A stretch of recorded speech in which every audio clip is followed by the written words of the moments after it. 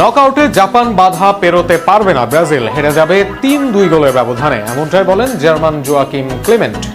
এই ইকোনমিস্ট পরিচিত আগের বিশ্বকাপগুলোতে সঠিক বিশ্বকাপ জয়ী নাম বলার জন্য।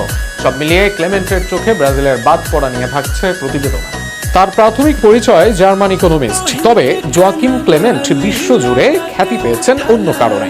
কেননা জার্মান এই অর্থনীতিবিদ ফুটবলে পরিচিতি পেয়েছেন এক গণক হিসেবে, যেখানে আগের বিশ্বকাপগুলোতে সঠিক প্রেডিকশন করে আলোচনায় ছিলেন ক্লেমেন্ট। 2014 সালে ক্লেমেন্ট প্রেডিকশন করেন জার্মানি জিতবে বিশ্বকাপ শিরোপা। ফাইনালের পর পুরোপুরিভাবে মিলে যায় তার ভবিষ্যৎবাণী। এর পরের দুই বিশ্বকাপেও সঠিকভাবে বিজয়ের নাম ঘোষণা করেন ক্লেমেন্ট। 2018 সালে তার বাজেট ছিল ফ্রান্সের উপর।